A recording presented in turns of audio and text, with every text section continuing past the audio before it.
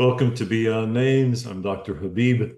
This is a space for spiritual misfits and seekers and the curious and the committed, for those grounded in a tradition and for those who are not sure what they believe. Whether you call the divine Yahweh, God, Allah, Elohim, Hashem, Brahman, Spirit, Source, Love, Light, higher power, ultimate reality, or you're still searching for language that fits, you are welcome here. Together we'll explore the intersection of spirituality and daily life, the wisdom of many traditions, and the ways we return to our true selves, to our source, to the light that each of us carry within. I'm so glad you're here. Let's begin with introduction of our conversation partner for this episode, Mark Blacknell. Mark is a meditation guide best known for the stare at the wall practice, a simple and direct approach to stillness designed for real people living real lives. He is a Marine veteran, former Teamster, and working class kid originally from Philly who hit rock bottom and found his way back through simplicity, discipline, and showing up for five quiet minutes at a time. To learn more about Mark, please visit stareatthewall.org. Mark, welcome. Thank you for being here. Well, thank you so much. That So, was great. I'm sorry. You make me sound so good. Thank you.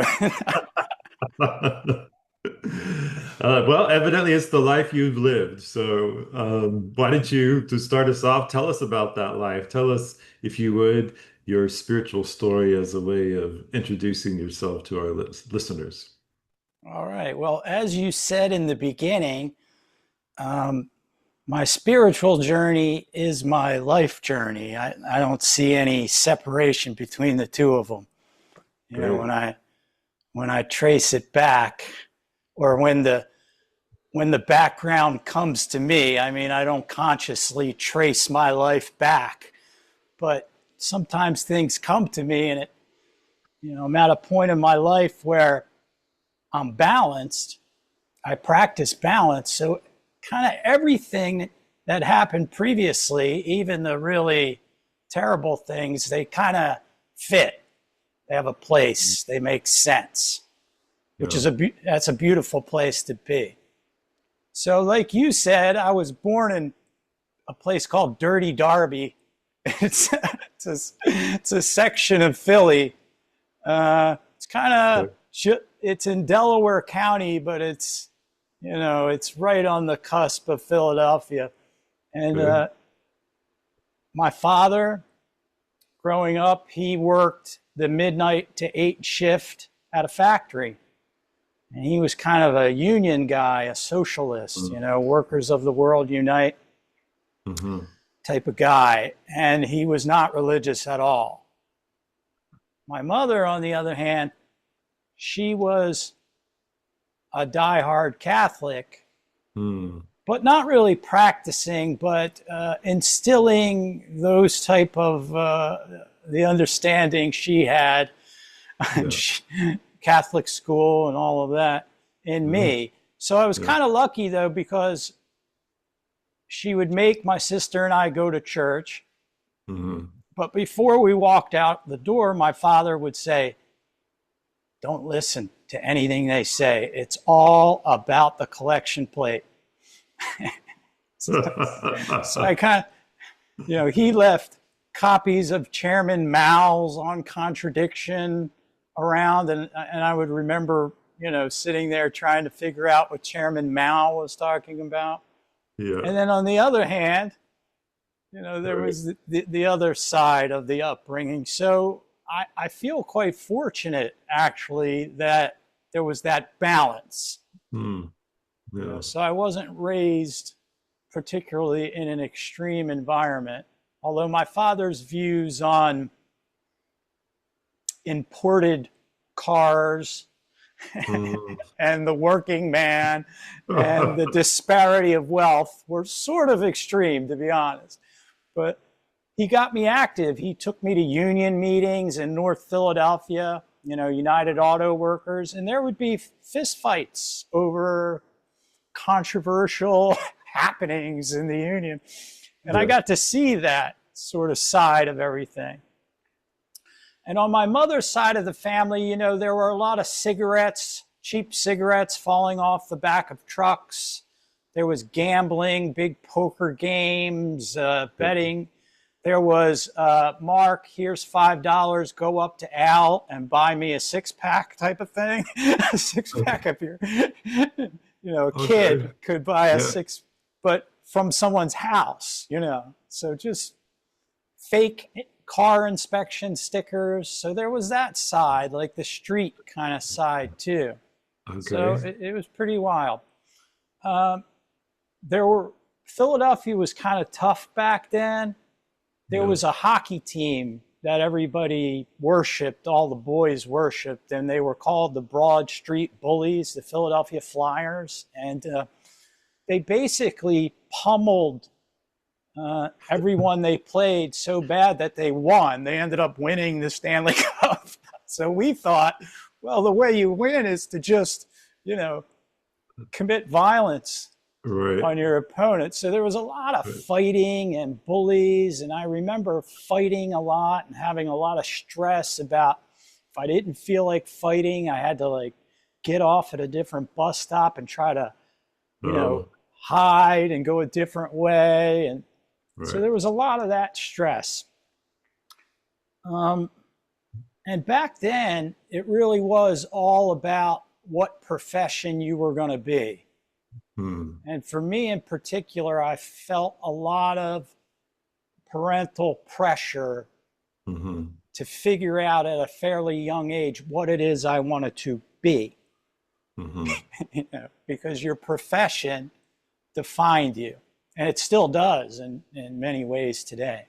You Mm-hmm. know, it becomes your identity, it becomes everything, your sense Sure. of worth.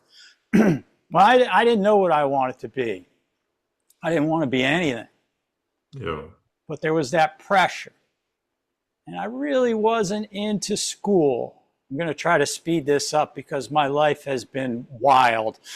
So I have to get past the younger years. But essentially, you know, my mother tried to get me in the carpenters union with my uncle Larry at Mm-hmm. Boeing, you know, one of the big employers, and I wanted nothing to do with it. I failed the test on purpose. Oh, She okay. tried to get me a job with the airline. It was constantly trying to get me focused on a career. Yeah. So when I graduated from high school, it certainly wasn't with honors. And in fact, my guidance counselor with my mother told me, you know, you're not college material. You should learn a vocation. That meeting has helped me because I always remember that, oh, I'm not college material, huh? Okay. But I'll get to that. So Okay. out of high school, I got a job with the Teamsters Union, which was waking up. I think I had to wake up at like 2:30 to Mm-hmm. get to work at 3:30, really Mm-hmm. early in the morning. And it was this dusty loading dock where all these boxes came. And you had to take these boxes, some of them which were pretty heavy, and load these trucks, these Mm-hmm. huge trucks. Yeah. It was a tough job. But it was there I got involved with a guy by the name of Little Sween, whose father was Big Sween. Their last name was Sweeney. Okay. Now, Little Sween was a big guy. And he was like, hey, Mark, dude, you know a lot of people. And I was like, yeah. He's like, I got these football pools. They're like these betting slips where you can bet on football games. Okay. It was big in the United States, that highly illegal. But he was Okay. like, hey, man, here's the deal. You get 50% and we pay if they win, doesn't come out of your pocket, blah, blah, blah, blah, blah. And I was like, sure. So I found out that I was pretty good at selling these football pools. You know, I was a good Okay. earner, so to speak. Well, it wasn't long till Little Sween was like, hey, my dad wants to meet you, man. Big Sween. I was like, okay. It didn't really, I was so part of that, it wasn't really shocking to me or like, oh, what am I getting involved with here? Right.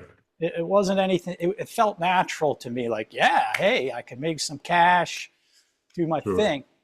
Yeah. So Big Sween got me involved in bookmaking, which Okay. is now gambling is on an app and it's all legal. But back then it wasn't. People had to call the bookie, to place their bets. Okay. So I said, sure. And Big Sween That kind was of, you. You were the bookie. Book. he wanted me to be the bookie because I was Okay. doing so good with the football pools. He figured, hey, this guy, he can earn some money for me. Okay. Yeah. And I had already had a bit of a mentor in bookmaking. Okay. Growing up, my neighbor was a bookie, and he kind of showed me the ropes. And my uncles all gambled, my grandmother, everybody. It was just so I already Oh, knew kind of the ropes. But Sween okay. taught me, how to prevent getting arrested and things of that. He went further into the art, Okay. and I started doing it, and I got really caught up in it, and I found out that I could not handle it. Like I always thought cops were tapping into my phone. So I got a Mm. job at night at a gas station.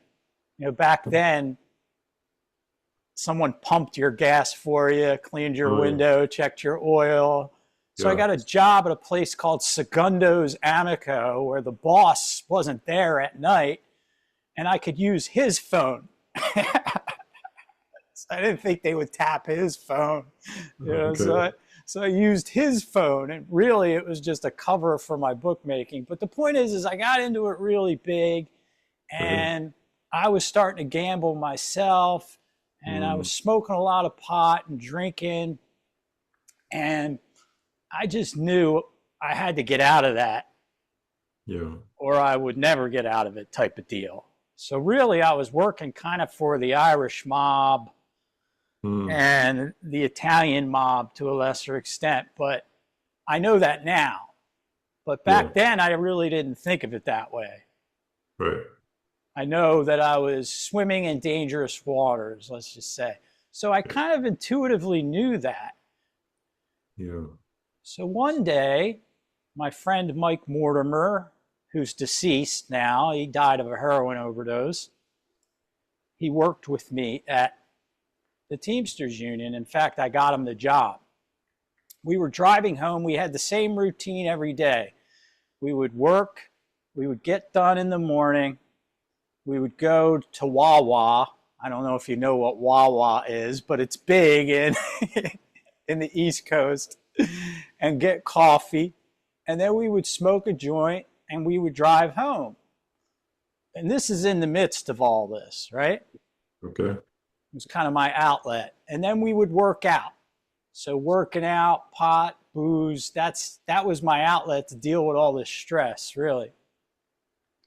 So we were driving home, and we were on a road called McDade Boulevard. With anybody from the Philly area knows McDade Boulevard. And I looked over, and here were these Marines in their dress blue uniforms.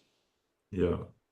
They were raising the flag, or maybe they were bringing it to half mast for some reason. I'm not sure the exact details, but I Mm. just switched lanes, pulled over, and my friend Mike said, what the hell are you doing, Mark? I said, I'm joining the Marines. He laughed at me. He said, you're joining the Marines right now? I said, yeah. I had never considered it really. I just saw Wow. them, and I Wow. thought, okay, here's a way out. Yeah. So I waited till they were done, and I said, I want to join the Marines today. And they all laughed at me. But once they realized I was serious, I said, I want to get out of here as soon as possible before I change my mind or I end up in prison. And they said, are you in trouble with the law? And I said, not yet. And that's the reason I want to get out of here. Yeah. So they checked to see if I had taken the military test, which I did. And apparently I did really well on it. And they were like, Mm. well, you could have any job you want in the Marines. What do you want to do? I said, I want to do whatever job gets me out of here quickest. And they said, well, if you join the infantry, we can get you out in 2 weeks. But anything else, you're going to have to wait 6 months. I said, infantry it is.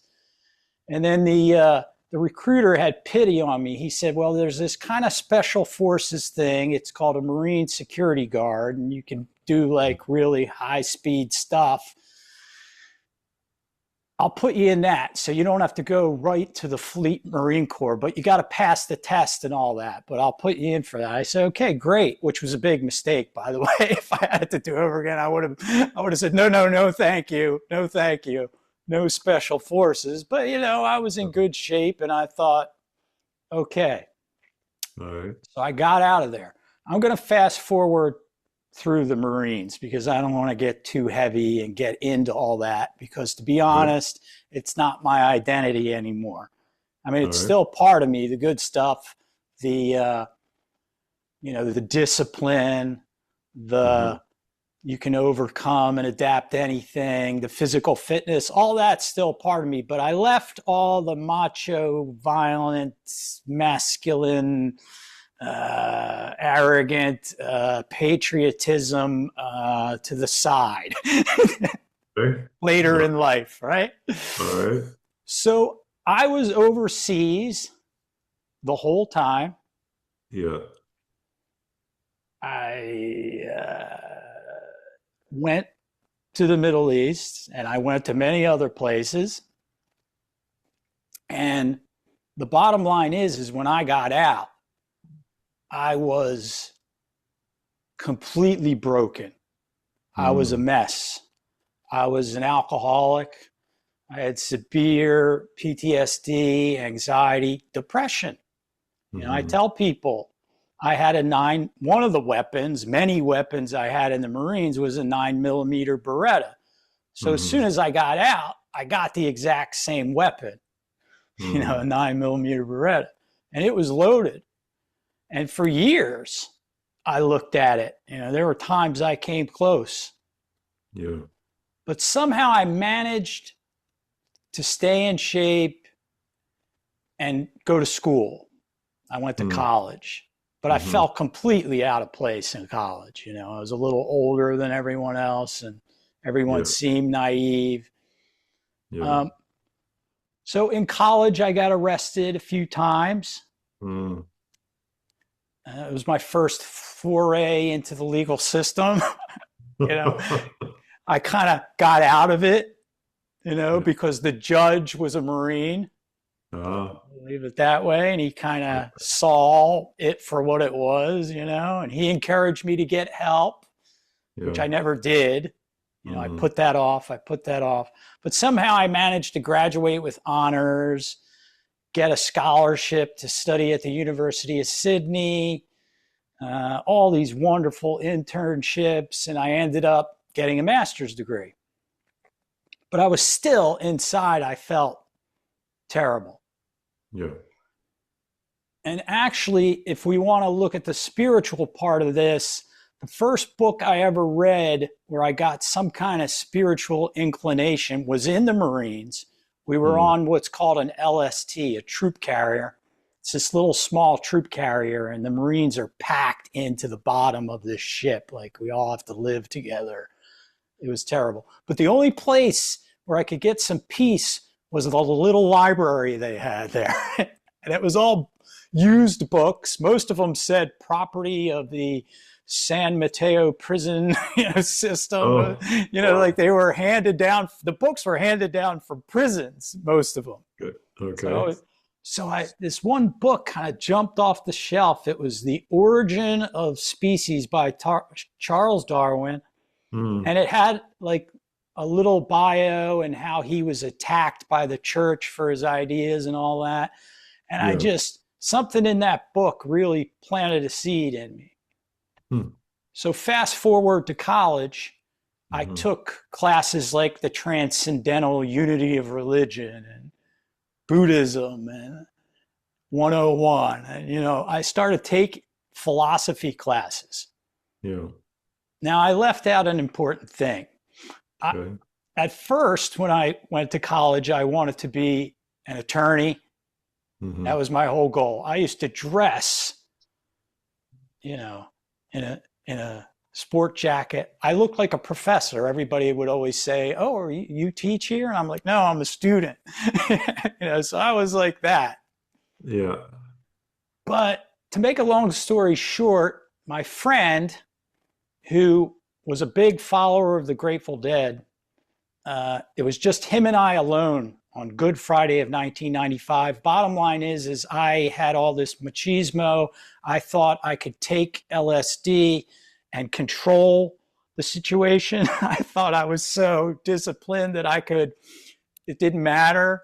It wouldn't get me. I would control it, which was a Yeah. big mistake. So he kind of, I ended up taking 4 hits of acid and having this wild experience where I left the planet Earth and was taken away by this spirit. And there was this council of elders, and there was this dark figure who was trying to get me to come over the bridge. Bottom line is after that experience, I dropped all that lawyer stuff and started studying philosophy. Mhm. And I lived out in a cabin in the middle of the woods. I think that's important to say. Okay. Fast forward to a master's degree, right? I ended up working for the governor of Pennsylvania through family connections and the master's degree. I ended up having an appointed position with the governor of Pennsylvania, specializing in conservation and natural resources. So I was an appointed employee of the governor. It was pretty, high position for a guy my age. Another Yeah. Marine gave me that job. He took a chance on Mhm. me. But I was Yeah. still unhappy. I was Yeah. still a mess inside. I was still drinking. I started to get unhealthy because it was an office job. I wasn't eating properly, the stress. Yeah. And you'll appreciate this. So 3 years into my tenure of a 4-year tenure, because you don't know if the governor is going to get reelected or not, Right. I came home miserable, grabbed a beer, sat in my easy chair, did what I did every night, turned on the TV, channel Yeah. surfed, and all of a sudden I come to this PBS show where this Israeli ornithologist named Yossi Leshem Hmm. was bringing Palestinian kids and Israeli kids together Mm. and teaching them about birds. And his whole message was that birds have no boundaries, and Mm. boundaries are invented by humans. Yeah. A bird will land in Gaza and then land in Tel Aviv, the same bird, and then land in Tehran, and Yeah. then land in Damascus. And the Mm. bird sees no boundaries, and human beings can think like that and be like that too. So I was completely inspired by this. And I was Mm. like, inside, I was like, that's the kind of thing I need to do. Yeah. Working for the governor of Pennsylvania to try to help the planet it's not going to work within the system. It's got to be something outside of the system. So I went Yeah. into work the next day, inspired, and I told my mentor, his name was Jim Brett. He was this older guy who had discovered the first human footprint in Africa. He was internationally well known for his Okay. work at Hawk Mountain Sanctuary and starting an international internship program there. Mm. Just well known. He was a Mm. character. I mean, Mm. he's since deceased, but he was one of my first mentors. Mm. And I told him, I saw this Israeli ornithologist, and he interrupted me. He said, "That's Yossi Leshem." I said, "Yes." He said, "He's my best friend. Hold on." And he pulled his little black book out, because back then we still had little black books that we put our phone numbers, our contacts in. Yeah. Yeah. Yeah. And, he's like, And then he picks up the phone with his glasses on, and he's like, next thing you know, there's this guy on the other, it's Yossi. Jim, how are you, my best friend? What can I do for you? And Jim's like, he handed the phone to me and he said, tell him what you just told me. So I told Yossi, and Yossi's kind of flamboyant. Well, you know the Middle East as well as I do. Sometimes people say things they don't mean intentionally. You're never really sure. You know what I'm talking about. It's Yeah. culture. It's a cultural thing. Yossi invited me to come work for him. So when I hung up the phone, Jim Brett said, I heard it. He said it. Hold him to that. And I'm like, I can't leave everything and just take off to Israel. He said, you're 35 years old, Mark. You can do anything you want, man. He's like, Yeah. do it. Well, I ended up doing it. When I called Yossi to tell him I was coming, he was like, what? When? I don't have a job opening right now. What are you going to do? So I had to come up with something on the fly. I was like, listen, I want to make a documentary about you and other people on both sides who kind of feel the same way about the natural world. I want to do something that promotes peace. It was kind of naive, to be honest. Yeah. And he was like, well, I don't have money for that. I said, Yossi, all I need is food, board, and all the government permits I need to go wherever I want, including Palestine.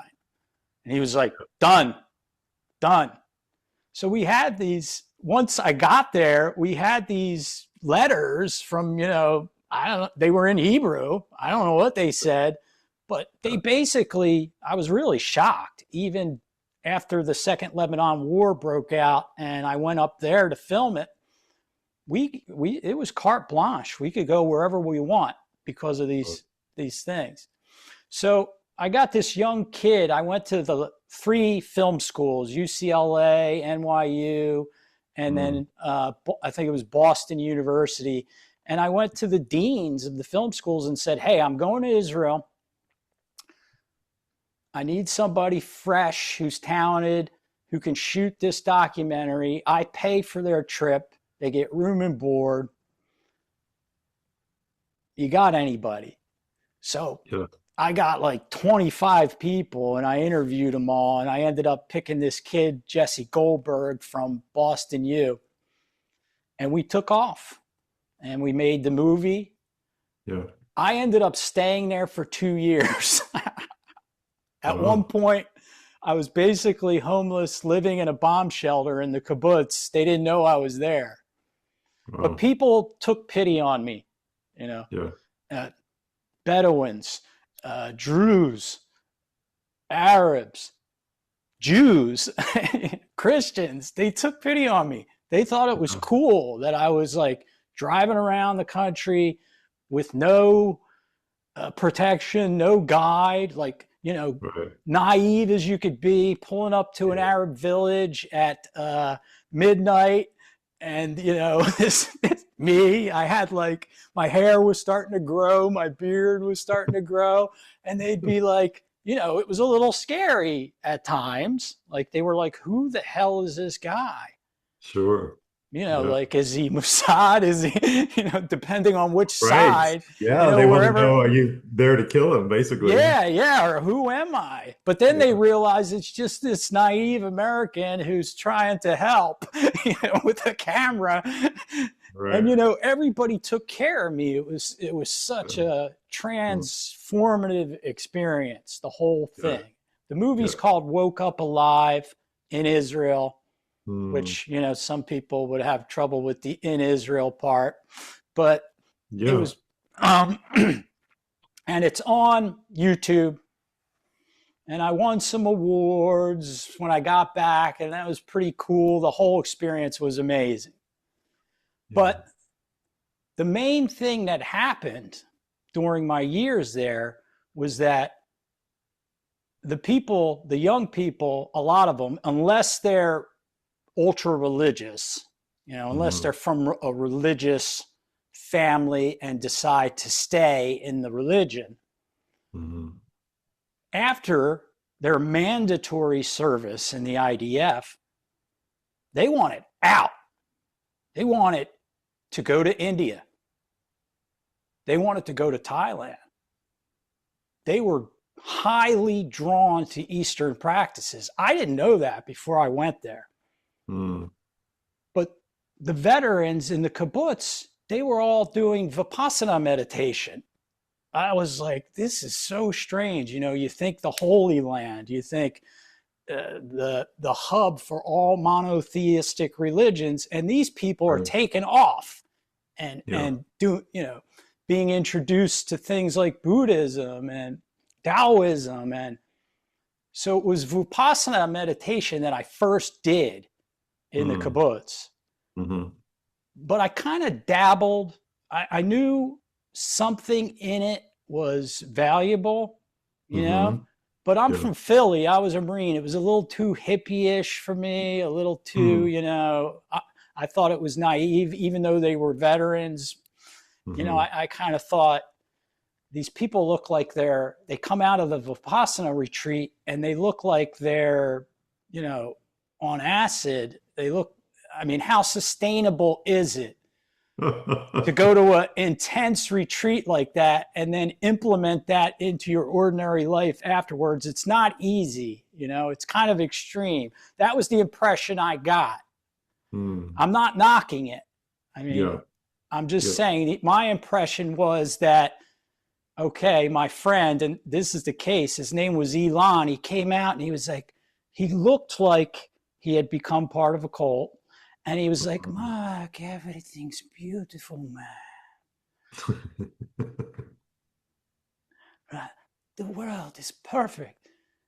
I saw him 3 months later. He was back to himself, negative, traumatized by his service. So I Yeah. kind of saw these things, but something in me knew meditation was good and it stayed with me. Mm. Now, believe it or not, I cashed in my pension to make that movie, and the IRS found me in Israel on a kibbutz. Wow. Okay. Now, it was a Christian woman who was assigned to my case, an African American, and she was more interested in my experiences at the Sea of Galilee and places like that. I was like, yeah, there's a cave where Job purified himself right at the Sea of Galilee that not many people know about. And I go there like every week to purify myself. So she was Yeah. like, honey, you don't worry about a thing. I'm going to give you a nice payment plan. You owe $13,200. But what I'm going to do is, you only have to pay $200 a month for a year. And I was like, oh, thank you so much, man. So she hooked me up. But then my student loan deferments ran out. Oh, wow. So Okay. my credit would have been ruined if I didn't pay. And in Israel, man, the work is, I mean, they work 6 days a week for 10 hours a day. I mean, and it's hardcore. I couldn't work there. I tried. I did a few things, like worked for a kayak company and I taught English, but it was too much for me. Hmm. Now, one of the women who ended up being my wife, who took pity on me during this whole period, we were seeing each other and I said, hey, I got to go back. Now, you got to understand, I looked like a hippie, like a hermit. Like my hair was all like dreaded up, but naturally, not because I put it in Right. dreads. It was just, I looked insane. And when she met me, I was practically homeless. So I Yeah. told her, listen, I owe money. I got to go back to the States. I got to get a job. And she thought, this guy can't get a job. She probably thought that. She said, I'm not going back with you to Florida. And I said, no, no, no. What if I get a job on the island of Maui? She didn't think it was possible, but she said, maybe. Well, I ended up getting a job with the National Park Service on the island of Maui. Oh, I'm going to speed this up a little because this is taking a lot of time. But I spent yeah, 6 years there. yeah. I practice Kabbalistic meditation, which is interesting. A guy by the name of Dove Pincer, he's a Chabad rabbi who teaches meditation. It's a different kind of meditation. It's more you read a passage from the Torah or the Mm-hmm. Old Testament, depending on what you call it, or Mm-hmm. you read a passage from Kabbalah, or you read a passage from the Talmud, or you know Mm-hmm. one of the holy books in Mm-hmm. Judaism, and then you meditate on it, and then Yeah, you discuss it afterwards. So yeah, I was doing that pretty heavily, and I was kosher, and I was following the mitzvot, and I was pretty heavily into Judaism, mystical yeah, Judaism, yeah. and I started becoming integrated in the hip crowd, the rich and famous crowd. I lived up in a place called Upper Kula in an old farmhouse. Mm-hmm. And I felt like, I don't know if you ever read The Great Gatsby, but Mm-hmm. the kid in The Great Gatsby was a veteran, and he lived in this little house surrounded by all these rich and famous people, Gatsby being one of them. I felt like that. Yeah, And I became friends with some of them. One very famous individual in particular. We started hanging out, and I started getting a reputation. But within me, I saw the hypocrisy. Um, mm-hmm. Ram Dass, I met yogis, I met them all. Mm-hmm. And I didn't like the $10,000 workshops. I Yeah, didn't like the hypocrisy, how I'm not saying Ram Dass said this, but I'm saying that the general experience I had as a Marine from Philly who had been through all this yeah, was that it was kind of elitist. It was a bunch yeah, of privileged white people, yeah, you know, taking over the Hawaiian sacred land type of deal. And yeah, we're aware, but Chemo the plumber is not. And let me get hooked up to a chakra machine, and let's eat nothing but algae. And the end of the world's coming. The Mayan calendar's ending. Let's start stockpile. It was just a lot. yeah, And I was turned off to all of it. yeah. When I left Maui, I got a job with the U.S. Fish and Wildlife Service in Vero Beach, Florida, because my family was there. And Mm-hmm. my ex was pregnant with my daughter. Mm-hmm. No, my ex was pregnant with my son. We had already had my daughter, and I wanted the kids to grow up around their grandparents. Yeah, When my wife became pregnant with my daughter, that's really where my spiritual journey began, mm-hmm. because I realized I needed help. If I was going to be a good father, I needed to address this pain. I didn't call it PTSD. I called it anxiety, dread. You Mm-hmm. know, I, Mm-hmm. I just felt extremely uncomfortable, and I couldn't pay attention. And Yeah, I knew to be a good father, I had to get help. So I went to what's called a vet center, and I asked for help. And that's when I began figuring out what meds worked for me. That was a whole process in itself. It took a year to find the right combination, and it ended up being a little combination, very minor dosage of two prescriptions that actually worked for me. mm-hmm. Counseling, Mm-hmm. prolonged exposure, which is for 18 weeks, you relive it and relive all the terrible things you've seen, and you just keep reliving them until it's not so intense anymore when they come up. It's kind of the idea behind it, to face it.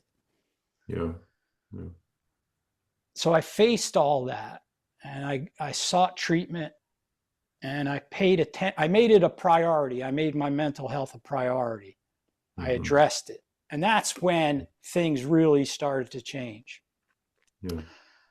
Once I got to Florida, I kind of bugged this very well-known guy who also is a practitioner of Zen. Hmm. And I just kept bugging this guy, and he must have seen something in me. And I bugged him and I bugged him and I bugged him. And he kept saying, just Mark, I know you're turned off to all this, but just read this book. It's called Zen Mind, Beginner's Mind by a guy named Suzuki Roshi. He said, I'm pretty sure if you read a few pages, you're going to realize it's not BS. And I kept putting it off, and I kept bothering this guy, asking him stupid questions, about life. And he kept Yeah. pointing me back to this book. So one day, this is in Florida now, Uh-huh. I picked up the book, and immediately I realized, first of all, it was his lectures. He didn't write it. He had been Hmm. dead since 1971. His students were so inspired by him, they took his lectures that they had recorded and put them Yeah. into a book. Yeah. Basically, the guy kept saying, put this down, leave this lecture. You don't need me. You're Yeah. already ready. Meditate and see what happens with no expectation, Yeah. no idea of what it is. Just put your hands like this, get in the position, and give it a try. What do you have to lose? And he kept saying it over and over again. Now I'm going to talk about the Buddha, but basically you'd be way better off just sitting still and silent in the zazen position. So I started doing it. Yeah. First on a park bench at lunch, then I started doing it at home. Fast forward, I kept bugging the guy. He wasn't teaching at the time. He finally became my teacher. Fast forward to today, and now I'm writing books like Just Stare at the Wall and stareatthewall.org and all that. Now, at one point, not long ago, I realized that formalized hierarchical Zen Buddhism was very similar to many of the other religions I had encountered. Hmm. So I freed myself from all that because I was constantly thinking, what is the teacher going to think about me Oh, interesting. teaching Zen to death row inmates? What is his Dharma heir going to think about what I'm doing? Hmm. So I realized, holy smokes, this is not good to be walking around walking on eggshells Right. because Yeah. they own the brand or the tradition and they determine what I do. I'm a 50-year-old man. There is no way, after all I've been through, I'm going to allow that to happen. So I had to split. So now I practice nothing. I'm a teacher of nothing, and I just stare at the wall. That's my story. Sorry, that was a bit long. Okay, so let me get this straight. You practice nothing, you teach nothing, you stare at the wall. Your practice is to stare at the wall. It Yeah. certainly is. Now, Okay. you Can want you to say a go. little bit more about staring at the Yeah, wall? Or- you want to put yourself in the position. My website, my book shows you can learn how to meditate in 1 minute Yeah. because all it is, you can sit in a chair. If Yeah. you are really, if you really have disabilities that limit you, you can lay down to do it. Yeah. But we meditate with our eyes open, which is different than some, and we do it in a particular position. That's the only set thing is the position, the Yeah. posture. Yeah. Everything else is a big experiment where you can basically teach yourself. Okay.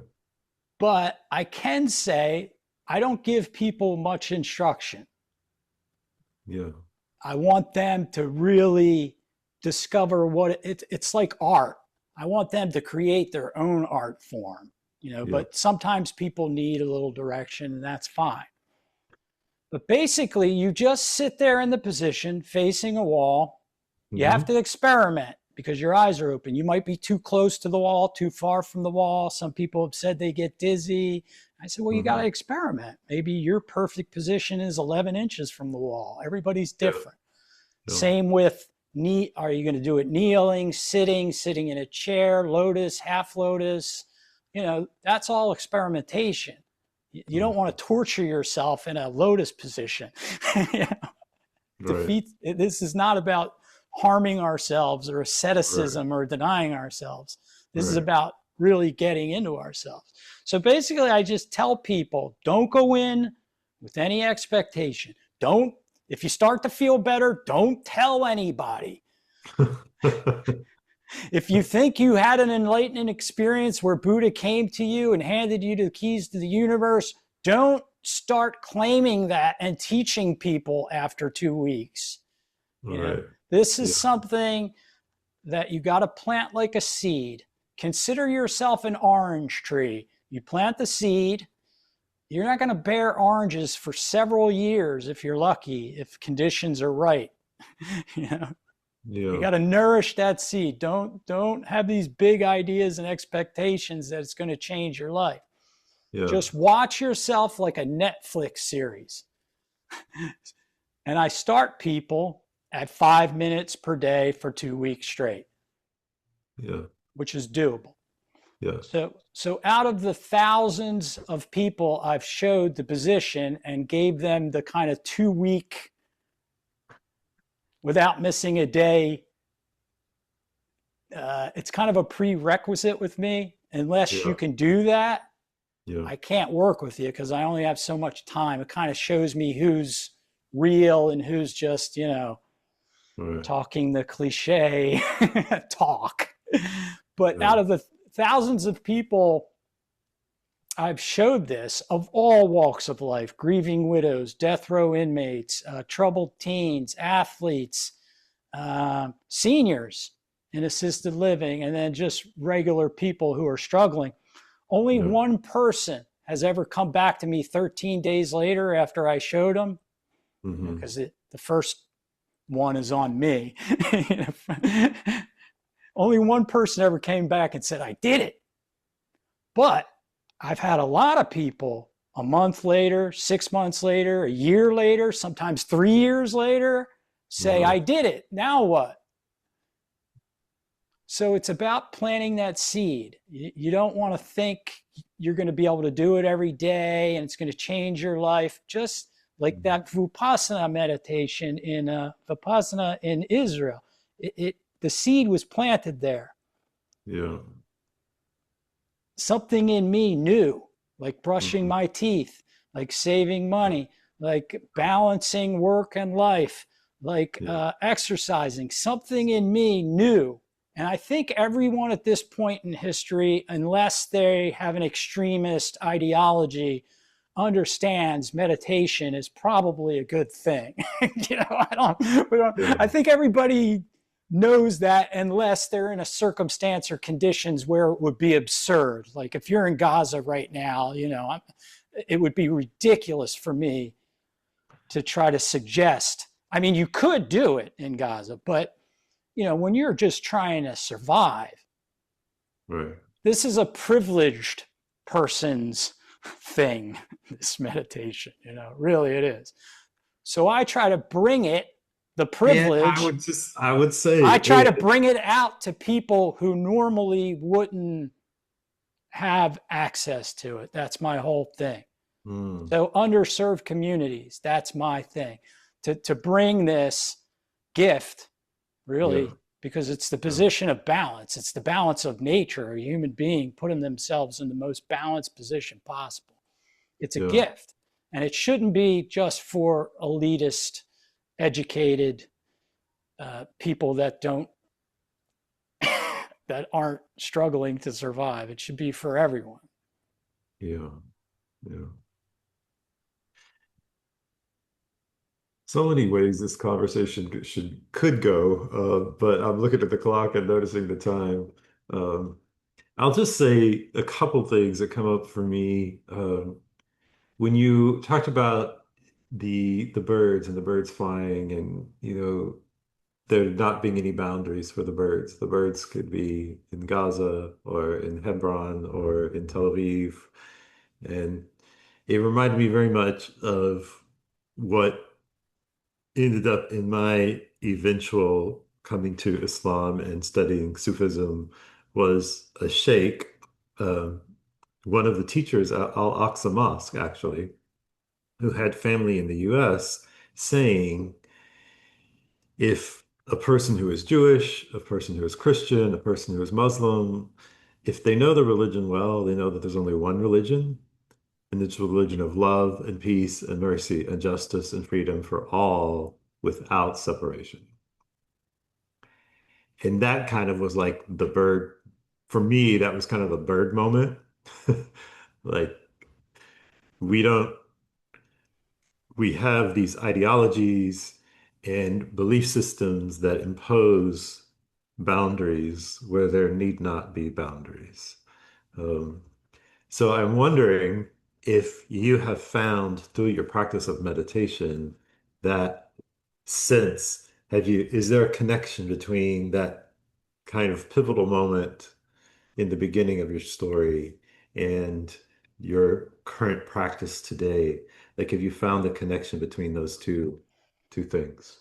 Yeah, I mean, it's compassion Yeah, and kind of like, Einstein in his day, there were these certain, I'm not a pseudoscientist in any way, and I warn about bringing science unless you're, really know what you're talking about into spirituality. But the one thing I can say is that Einstein kept asking questions.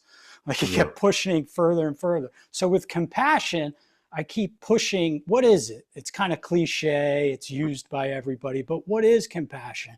And I think what the Sheikh was talking about is compassion. And compassion is not necessarily a word, it's got a feeling component to it. hmm It has a character, it's something beyond the labels or our ideas of it. hmm And that interconnection, the bird being able to, that universal part, compassion is like the most expansive thing we can imagine, because you're finding value in all life, yeah, everything that yeah, creates, like, the sun and earth, perfect yeah, balance, yeah. perfect age. You're seeing, if you sit long enough, you start to see how we're all connected. Mm, And compassion is the thing. I made what's called a bodhisattva vow. It's basically, hey, I'm over all my crap enough that I can go out and ease people's suffering in even the littlest of ways. It doesn't need to be big.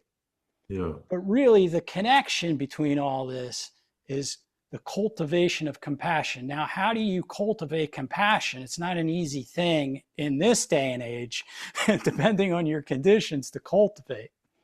right. I, I think it's cultivated by a very simple thing. The bird doesn't see the boundary. It's all one Yeah, God.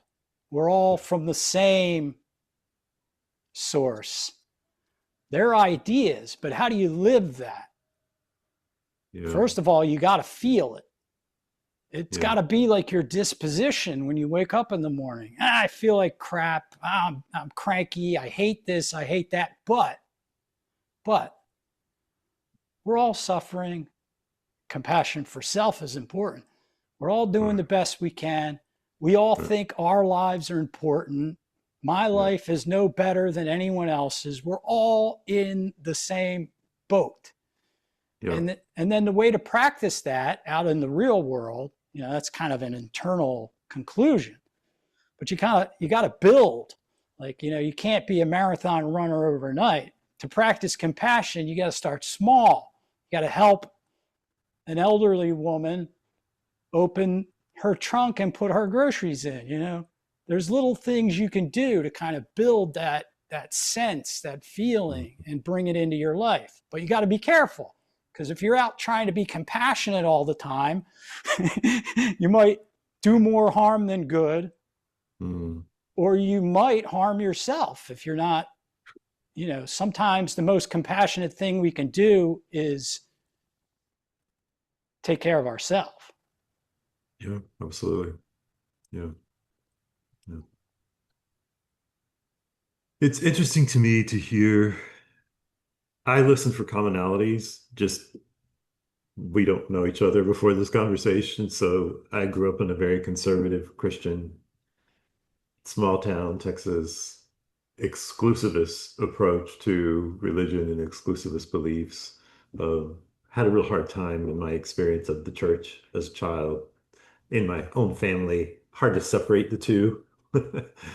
Um, and but after years later, I'm like, oh, I just think it's amazing to have like all this Christian family, to have a German Jewish last name, to have come upon Islam and began studying Islam for years and embracing Islam, embracing Islamic mysticism. And so when I now listen for, instead of like what's different about how you say you do this or you do that, or what spirituality means to you or how you experience it, I listen more for the commonality.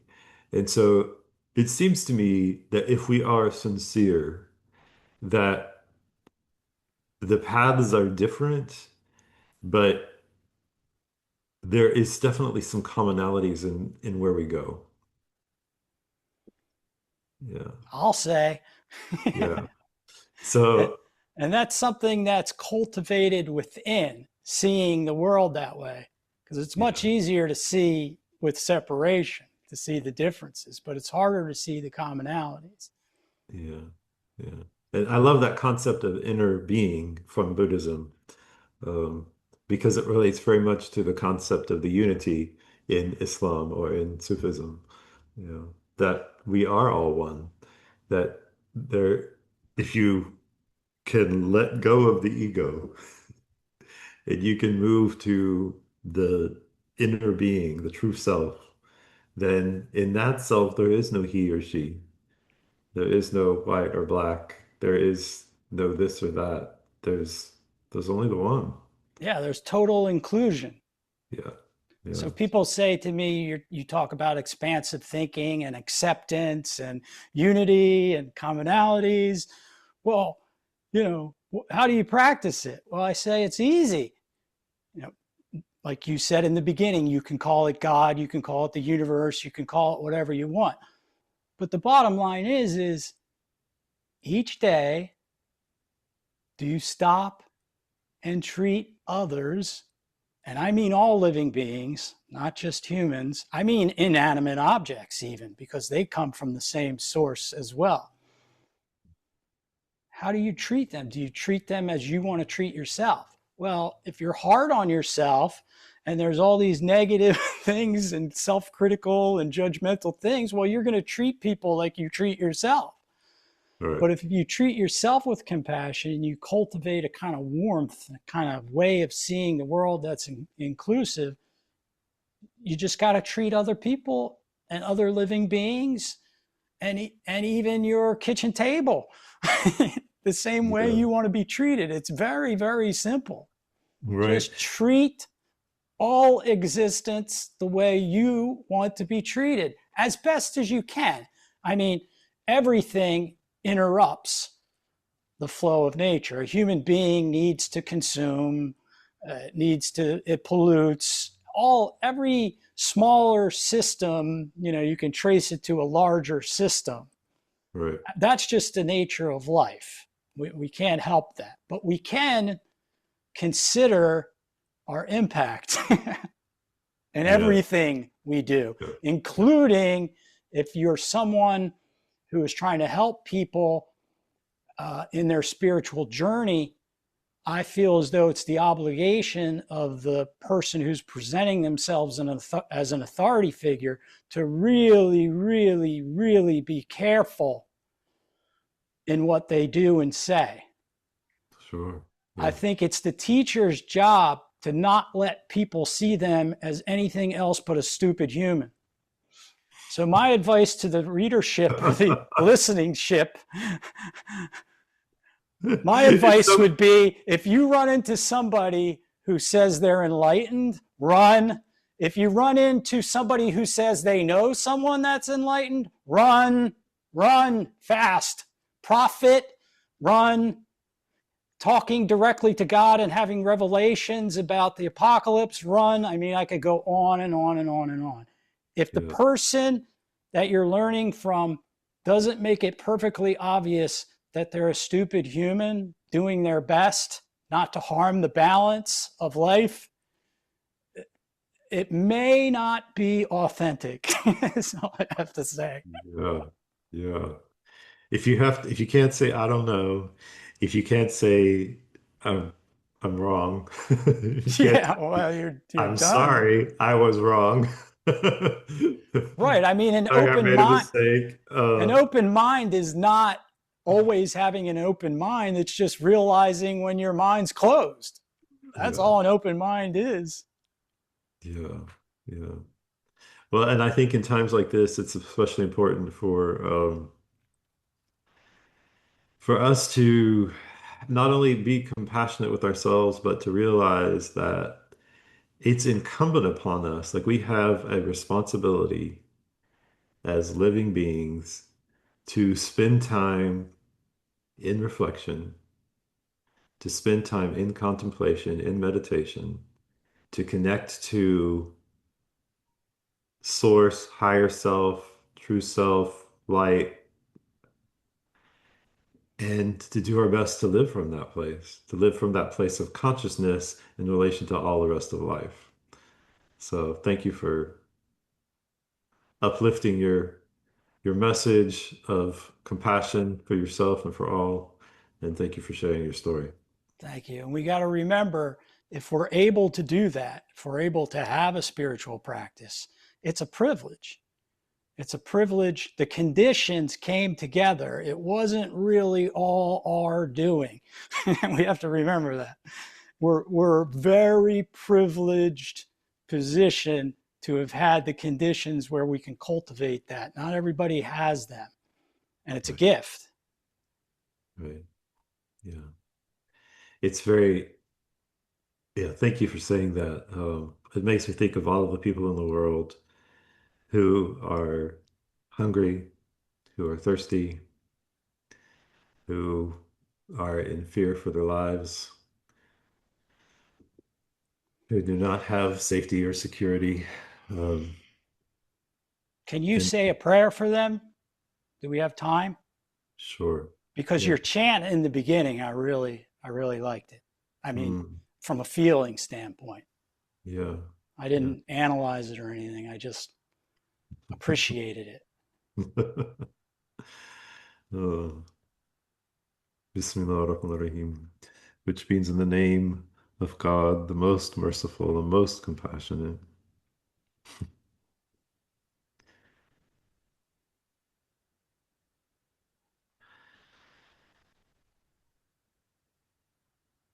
Beloved, who goes by many names, we turn our hearts toward you with the consciousness of all of our brothers and sisters in humanity, and the awareness of all the creation,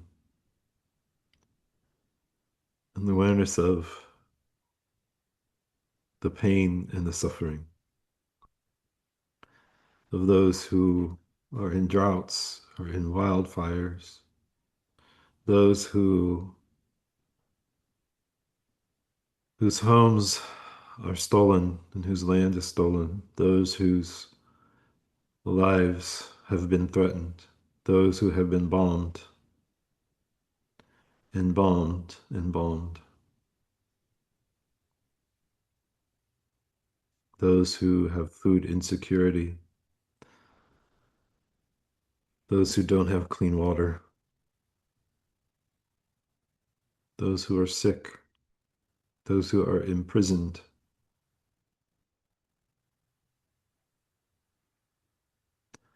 those who are oppressed, those who are struggling with mental health or with addictions or other special needs. Hear our prayer on their behalf. We ask that you would send love, that you would send life, you would send peace, you would send provision, you would send protection, that you would send fulfillment of need, that you would send truth, that you would send awareness, so that all of us might realize that we are all one, that what happens to the least of us is what happens to the highest of us. And open our hearts to be vessels of goodness, of benefit, of help, of comfort, of consolation, of redistribution of wealth, of justice, of truth. Help us to be love, help us to be compassion, and shower upon us your mercy.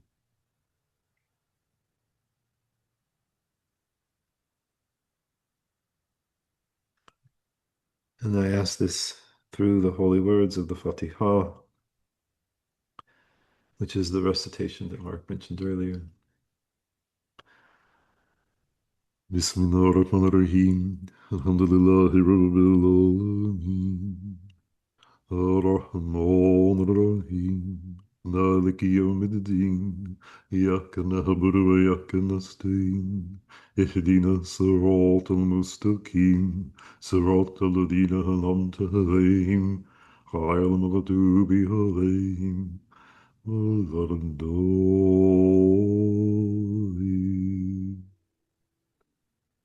آمين آمين آمين.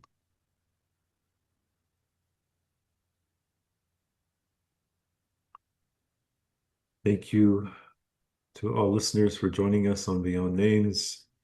Before we go, briefly, if you would just take one breath and reflect for one moment on what stays with you from this conversation with Mark.